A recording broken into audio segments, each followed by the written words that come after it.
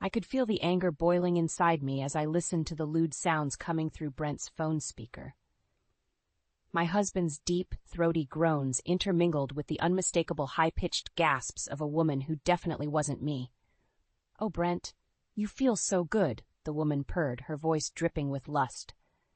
I wanted to smash the phone against the wall, but I forced myself to remain still and silent, clutching the device tightly as waves of nausea washed over me.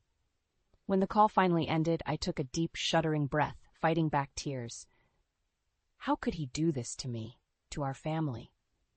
After 15 years of marriage and giving him everything, this was how he repaid my devotion? The lies, the business trips, the unexplained credit card charges, it all made sense now.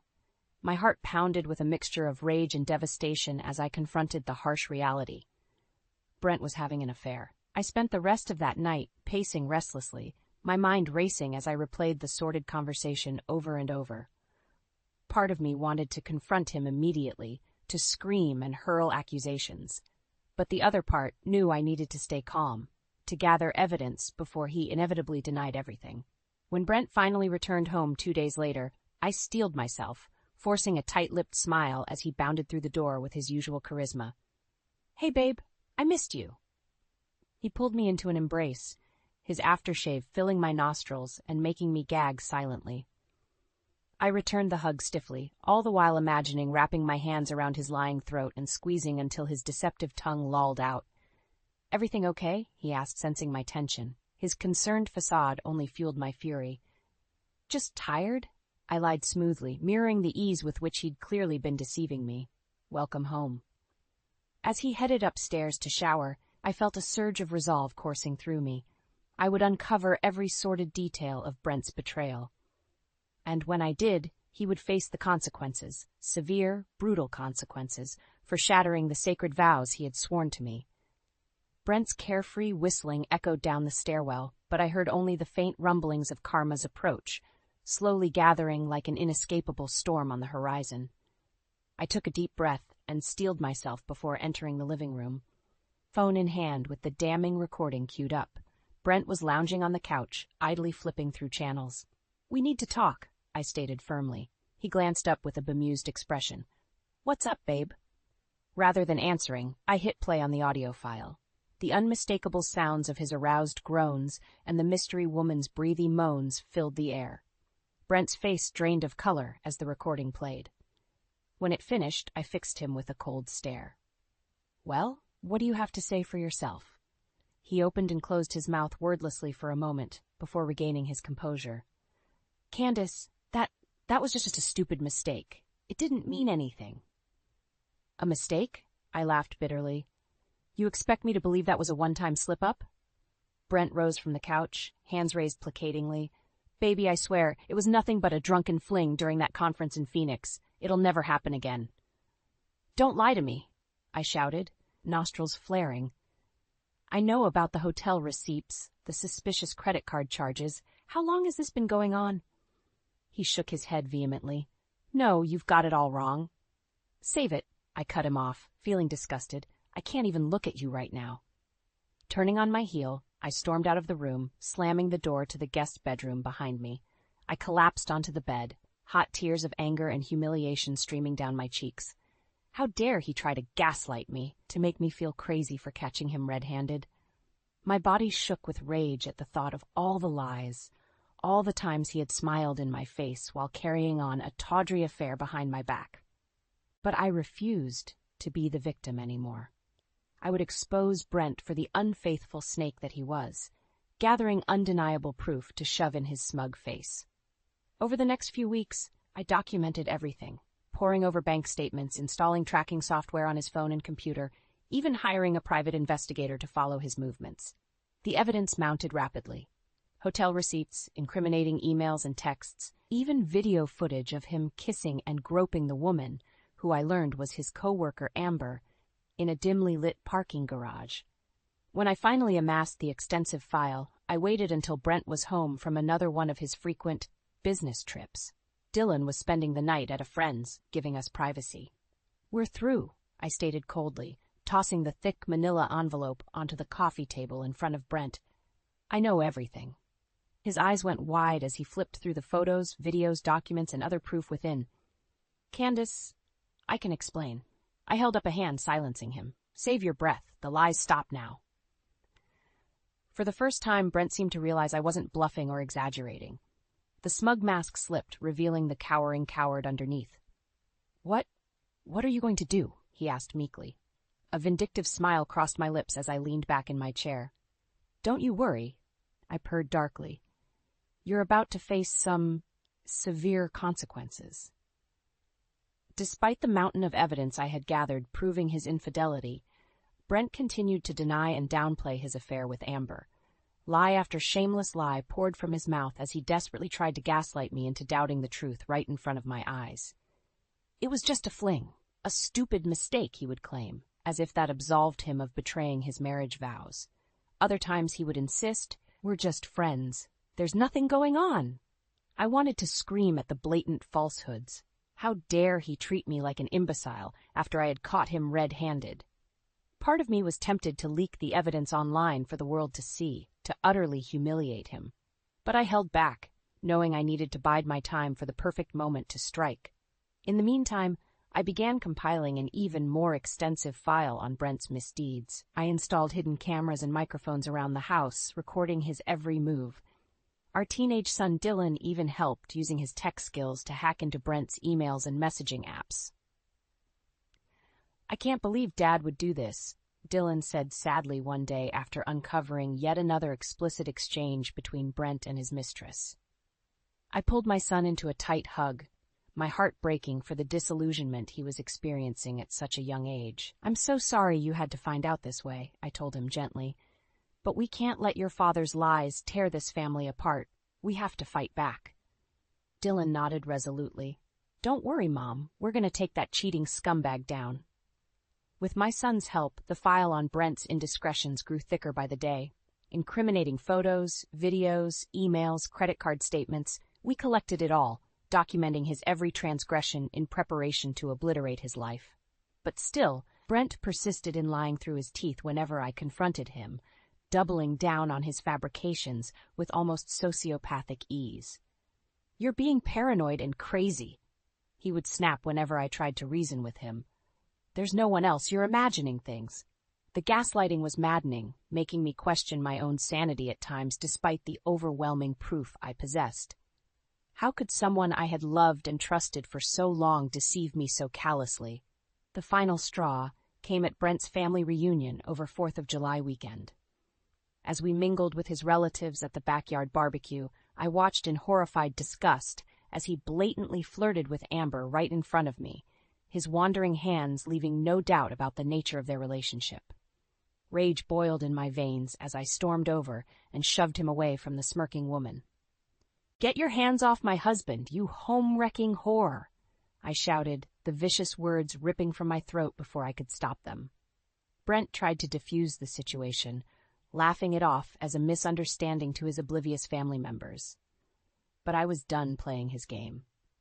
Grabbing the thick file from my purse, I flung it down on the picnic table, photos and documents spilling out, displaying the lurid evidence for all to see. Take a good look, everyone, I spat venomously, whirling on my astonished in-laws.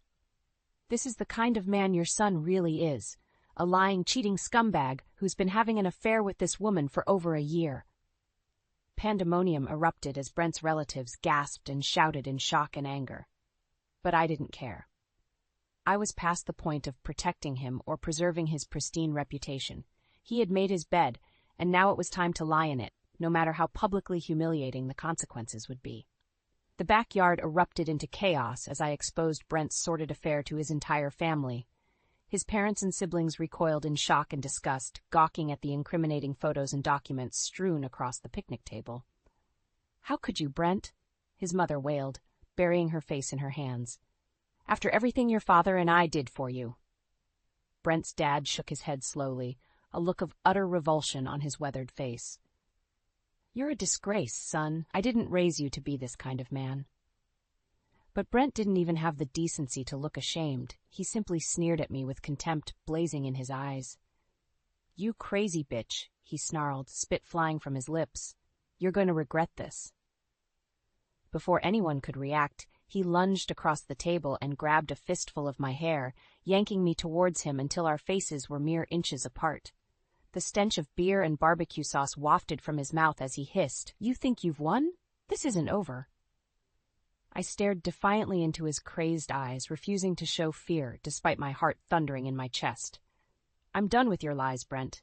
Our marriage is over, and so are you." Dylan suddenly appeared, shoving his father away from me with surprising force. "Get your hands off her!" he shouted, positioning himself protectively in front of me.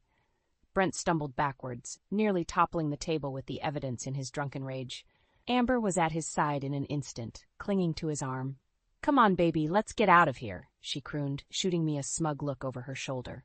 A chorus of outraged shouts and insults followed them as they stormed away. Brent's brother Chris stepped towards me, shaking his head in disbelief. "I'm so sorry, Candace," he murmured, placing a comforting hand on my shoulder. "If we had known, this is unforgivable." I nodded mutely, fighting back tears as the gravity of the situation hit me. My life as I knew it was over, but it was a life built on lies and deceit anyway. As much as it hurt, I knew I was doing the right thing. In the days that followed, the rest of Brent's family reached out in turn to express their shock and lend their support. Even his own parents, initially defensive of their son, came to realize the extent of his betrayal as they pored over the damning proof I had gathered. "We had no idea he was capable of such depravity," Brent's mother told me, her voice laced with a heartbroken waver. "You didn't deserve any of this." I accepted their apologies stoically, appreciative of their kindness, yet numb to offering any absolution for Brent's actions. As far as I was concerned, he had committed the ultimate sin by breaking his sacred vows, and he would pay dearly for it. True to his vile nature, Brent remained utterly unrepentant in the aftermath of his exposure, attempting to gaslight and manipulate me into doubting the truth yet again. "You're blowing this way out of proportion," he claimed during one heated argument, his arrogance infuriating. "It was just a fling, it's not that serious." I could barely contain my fury as I hurled his words back in his face. "Not that serious? You disrespected me, your family, our entire marriage vows, all for some cheap fling with a woman you couldn't even be faithful to." Brent's eyes narrowed to slits as he stepped towards me, his body tensed with menace. "You'll regret this," he growled, each word dripping with venom. "I'm going to make you suffer for humiliating me like this." But I refused to be intimidated by his empty threats any longer. I had the truth on my side now, along with his own flesh and blood, who had disowned him for his disgusting misdeeds. "No, Brent," I replied coldly, staring him down with flinching. "The only one suffering will be you. I'm going to destroy every single part of your pathetic life, and I'm going to make sure you deserve every agonizing second of it." After the explosive confrontation at Brent's family reunion, there was no going back. The bridges had been burned, the truth laid bare for all to see. His parents disowned him, his siblings wanted nothing to do with him, even his own flesh and blood had turned their backs in utter disgust. But Brent didn't seem fazed by the fallout. If anything, he seemed to revel in the chaos, lashing out with bitter vitriol and doubling down on his reprehensible behavior. "They're all a bunch of self-righteous hypocrites." He sneered when I informed him that his parents were cutting him off financially. "I don't need their money or their fake love." His callousness was appalling, devoid of any remorse for the devastation he had wrought. It became increasingly clear that appealing to his humanity was a fruitless endeavor. He simply had none left. As the divorce proceedings began, Brent fought me viciously on every front, determined to make me suffer, even as the world crumbled around him. He drained our joint accounts, attempted to hide assets, and even leveled false accusations in an effort to turn our son Dylan against me. "Your mother's a lying, vindictive snake," he hissed after I caught him trying to manipulate Dylan. "Don't let her turn you against your own father." But Dylan wasn't having any of it. Now 17, he had witnessed firsthand the depths of Brent's depravity and betrayal. If anything, it had strengthened the bond between my son and I, a united front against his father's toxic influence. "I don't know who you are anymore, Dad," Dylan said sadly, shaking his head. "But I want no part of this ugliness. With each despicable act, each pathetic attempt to drag us all down with him, my rage toward Brent calcified into an icy, simmering hatred. I found myself obsessively strategizing, plotting out every move to obliterate him, financially, socially, psychologically. It became my singular driving force, a all-consuming quest to make him feel even an ounce of the pain and humiliation he had inflicted upon me and our family. Brent's smug arrogance would be his undoing. I would savor every moment of stripping that away as he lost everything. When the judge ultimately ruled in my favor, awarding me the house and primary custody of Dylan, Brent remained defiant, even as his life crumbled around him. "This isn't over, you psychotic bitch," he snarled, spittle flying as he was led away by the bailiffs. "I'll make sure you regret ever crossing me." His threats might have once filled me with dread, but now I simply laughed in his bloated, twisted face. "Regret?" I called out mockingly. "I'm just getting started, Brent. This is only the beginning of what you deserve." And I meant every word. Exposing his lies and driving away his family and friends was just the opening salvo. I had so much more in store for the man who had so callously shattered the sacred vows between us. As I watched him being dragged away, I felt a savage sense of satisfaction, of karma being served, however cruelly. This was precisely what he deserved after the turmoil and devastation he had wrought with his selfish actions. Turning away, I wrapped an arm around Dylan's shoulders, the two of us standing united against the storm Brent had unleashed through his sins. There would be no remorse, no looking back. Only the total and complete obliteration of the man who had dared to betray our family's trust in the most unforgivable way. Whatever revenge lay ahead, he had more than earned every agonizing second of it. With the divorce finalized and Brent out of our home, I could finally turn my full attention to systematically dismantling every aspect of his miserable life. He thought he had been through hell already? He had no idea what fresh agonies awaited him. My first target was his career at the prestigious corporate firm where he had been employed for over a decade. Brent had always taken immense pride in his position and paycheck, lording his success over others as proof of his importance. Well, it was time to strip that arrogance away once and for all. Utilizing the evidence I had gathered of his affair with Amber, I compiled a comprehensive file documenting how he had been neglecting his duties and misusing company resources to facilitate his indiscretions. Explicit photos, video recordings, emails, all of it, tallying up the sordid details of his unprofessional conduct.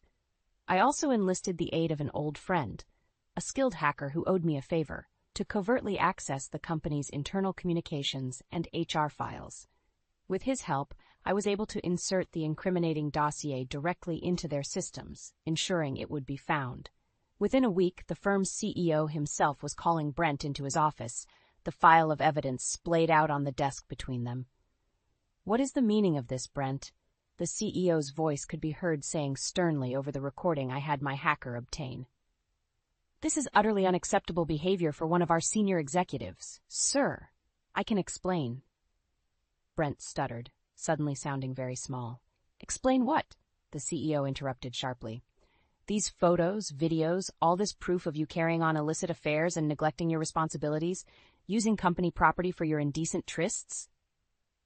There was a pause, and I could practically see Brent squirming in discomfort. Good. Let him feel just an ounce of the shame and humiliation he deserved.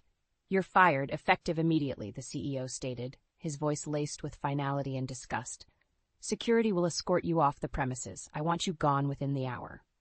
The recording clicked off, and I felt a savage surge of satisfaction. That high-paying job, that status and sense of self-worth Brent derived from his career, all of it gone in an instant because of his own reprehensible actions. But I wasn't done by any means. No, this was just the start of his downfall.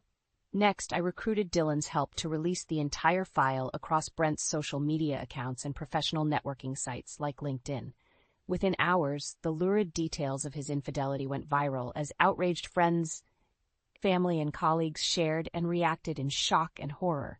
Amber's husband even reached out, thanking me profusely after discovering the truth about his wife's tawdry dalliances. Their divorce proceedings began immediately. As for Brent, His phone was blowing up constantly with anguished texts and voice messages from all corners of his life. Parents disowning him, friends cutting ties, colleagues aghast at his indecent behavior. In one particularly satisfying instance, I patched his mother's tearful tirade onto the house speakers so we could both savor every blistering second of it. "You were my pride and joy," the woman wept brokenly. "But now, you're nothing to me, nothing but a filthy, immoral disappointment." I could see it all clicking into place for Brent in that moment, the total and complete ruination I had meticulously orchestrated. His entire world was crumbling into ashes before his very eyes. When he finally looked up at me with naked fear and loathing, I simply smiled. "Like I told you before," I said calmly, "this is only the beginning of what you deserve." With Brent's career, reputation, and family ties in ruins, I turned my sights to obliterating what little he had left, his finances and assets. He would be left with nothing, forced to start from less than zero after the hell I put him through. It began with liquidating our joint accounts and investment portfolios that I had access to through our marriage. Hundreds of thousands of dollars drained in a matter of days, transferred discreetly to offshore holdings where he could never trace it. "What did you do?" Brent demanded frantically when he realized our nest egg was gone. "Where's all our money?" I simply smiled placidly. "Considering how I earned every penny of that while you were gallivanting with your whores, I'd say it's finders keepers." His face purpled with rage, but I was prepared for his outburst. With a flick of my wrist, I produced a crisp manila envelope, a dossier detailing every single asset in his name that I intended to systematically demolish. "This is just a taste of what's coming for you," I said coolly. "You're going to lose it all by the time I'm through." True to my word, I deployed every underhanded tactic in the book to unravel the few holdings Brent had managed to siphon away and hide from me. With Dylan's tech-savvy assistance, we relentlessly hacked and probed until we discovered every last possession he tried to salt away. The classic '68 Mustang he had lovingly restored? Reported as a stolen vehicle until it was seized. The private investment funds he had stashed overseas? Drained away by my hacker contacts until not a cent remained. Even the house he tried to rent after being forced from our marital home. I made sure the landlord received an anonymous tip that Brent was an adulterer of the worst kind. He was kicked out within a month. With each successive blow I landed, stripping away his assets and driving him towards bankruptcy, the fight seemed to gradually drain from Brent's body. What was once a sneering, arrogant puffery became a hunched, haggard shell of a man. He would call or text me at all hours, devolving from bitter threats to pathetic pleadings as his life crumbled around him. "Candace, please?" He sobbed one night during a tear-filled voicemail. "I'm so sorry for what I did. You have to stop this. I have nothing left. I'll be destitute." I listened to the message impassively before deleting it without a shred of remorse. Brent's suffering was a calculated, perfectly engineered campaign, and it was nowhere near finished.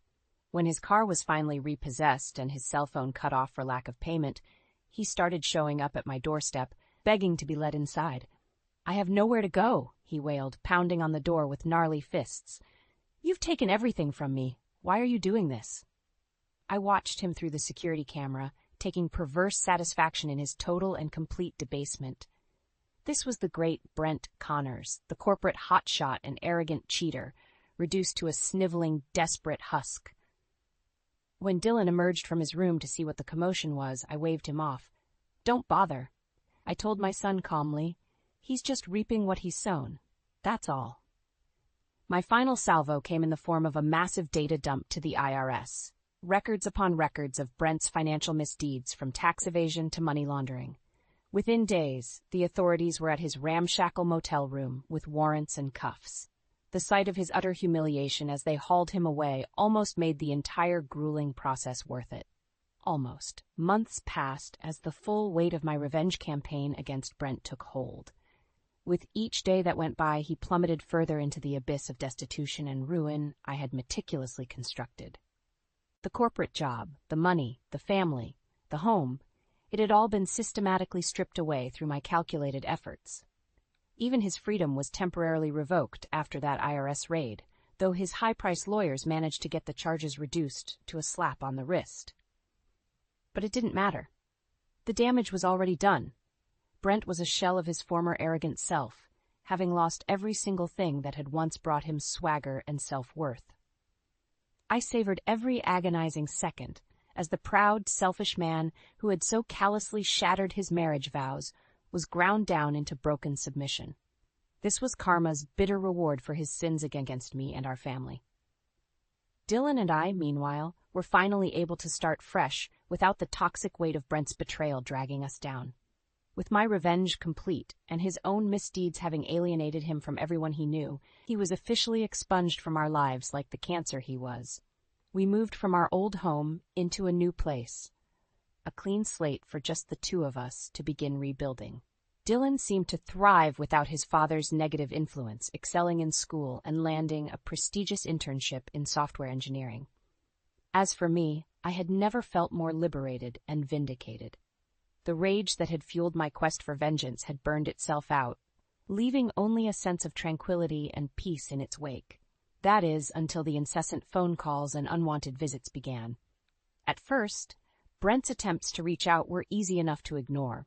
Drunken voicemails pleading for mercy or hurling bitter curses that he had brought upon himself.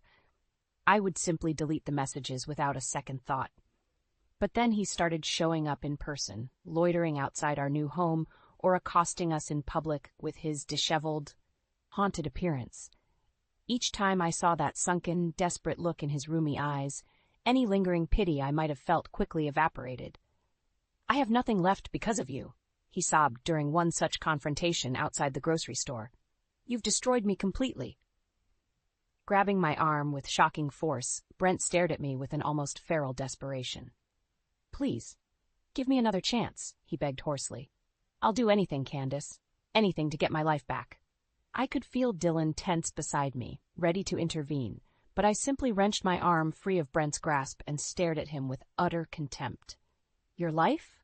I spat out a bitter laugh. "This is exactly what you deserve after throwing away the life we had for some cheap fling. You did this to yourself." Brent opened his mouth to protest, but I cut him off with a savage glare. "I gave you chance after chance to come clean, to make things right," I said, voice low and laced with venom. "But you just couldn't stop lying and cheating, could you?